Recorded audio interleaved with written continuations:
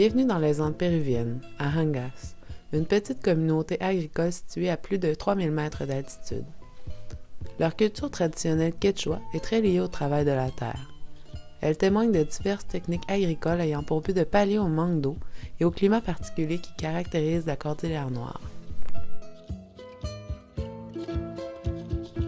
Comme de nombreuses communautés des Andes, la communauté de Hangas doit apprendre à vivre avec un voisin plutôt particulier.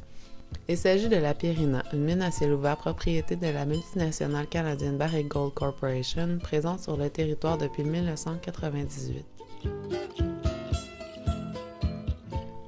C'est le 26 mai 2006 que notre équipe de 7 stagiaires du programme Québec sans frontières, parrainée par l'organisation SUCO, allait vivre une expérience de solidarité avec la communauté.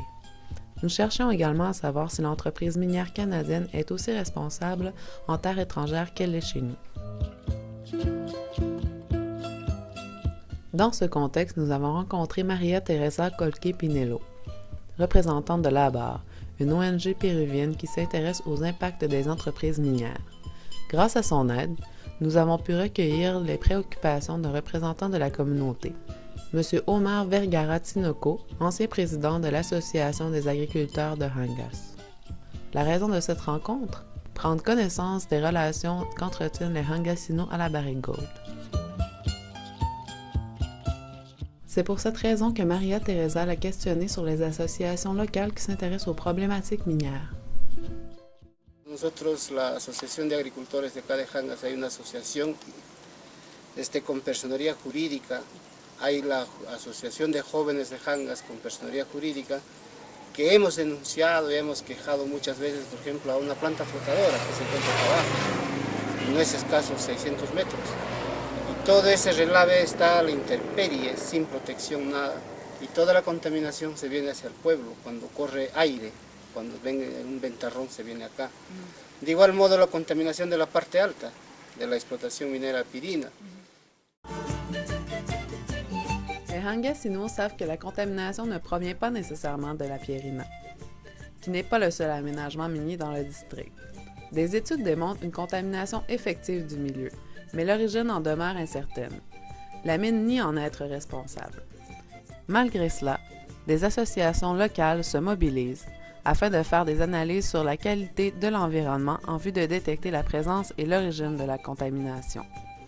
Guido Jucaita, de la CODISPA, une institution de l'Église qui s'intéresse au respect des droits humains, accompagne et appuie ces associations notamment dans leurs études sur la contamination de l'eau et siège également sur le comité local de gestion de l'environnement, tout comme la Barrick.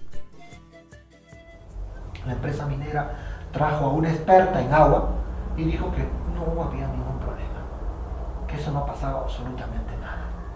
Por ejemplo, vemos después también sobre fierro y manganeso, fuerte. Nuestra legislación no tiene parámetros, no tiene límites. Entonces, vemos que es alto, pero para la legislación no sirve, porque la empresa minera dice, no me exige a mí la ley. Eso está bien, pues no pasa nada. Pero hemos hecho 2 años monitoreos, y en los 2 años hemos encontrado la misma cantidad de sustancias.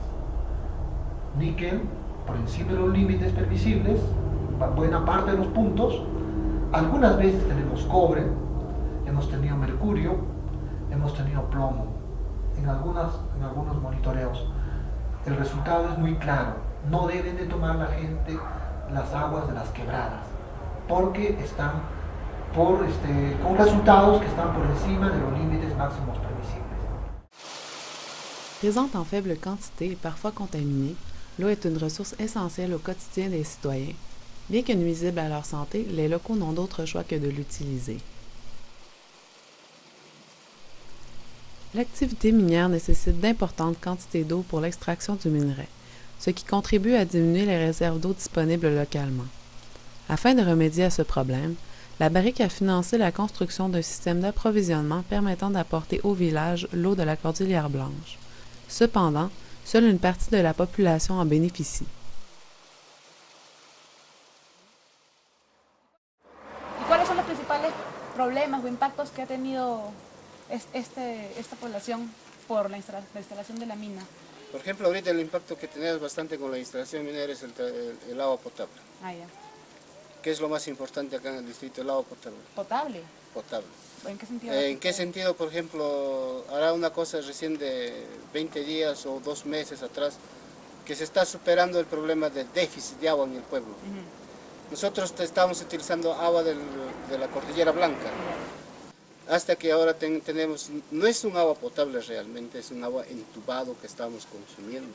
Entonces ese problema, por ejemplo, no nos apoya, no superamos ese problema con la empresa minera. ¿Y no recibe regalías? Acá El municipio sí está recibiendo las regalías del canon minero desde este año. En 2005, le gouvernement local de Hangas a reçu un peu moins d'1 million de dollars américains d'un fonds appelé le Canon Minéraux. En réalité, il s'agit d'une forme de redevance obligatoire sur la production des entreprises minières. Elle varie en fonction du prix des métaux et des divers critères de la loi. Cet argent est versé aux municipalités voisinant les mines en vue de compenser les impacts de l'activité minière sur leur territoire. M. Antonio Ardiles Silva de la CEDIP se préoccupe de l'utilisation qui est faite des fonds octroyés par le Canon Minéraux.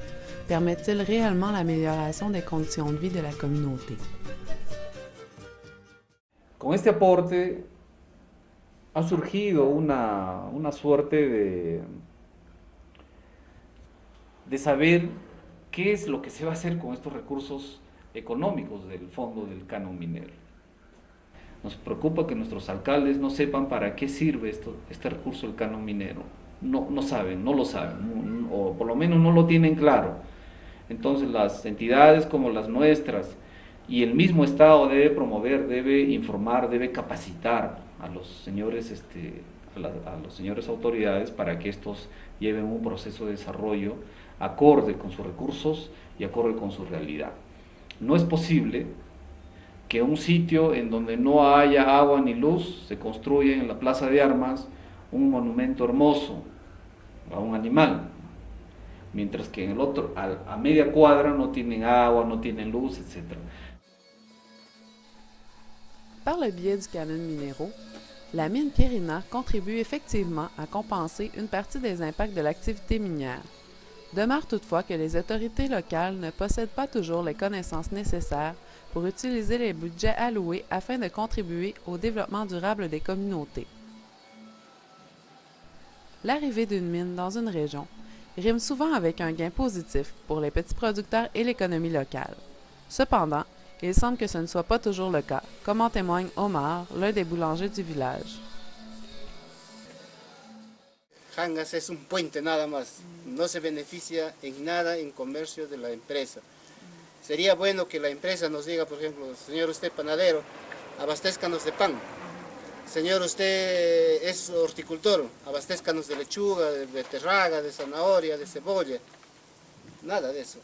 Hay carniceros acá en el pueblo. ¿Por qué no podemos abastecer de carne, por ejemplo, allá? ¿Y han hablado de eso con la empresa? Se ha expuesto todos los casos. Ellos saben muy bien que acá hay esos negocios. La population démontre un désir de travailler de concert avec la mine. Toutefois, les gens ne se sentent pas toujours entendus. Et lorsque la mine dédommage des citoyens afin de compenser directement certains impacts liés à sa présence, il devient difficile de mettre publiquement en doute ses actions.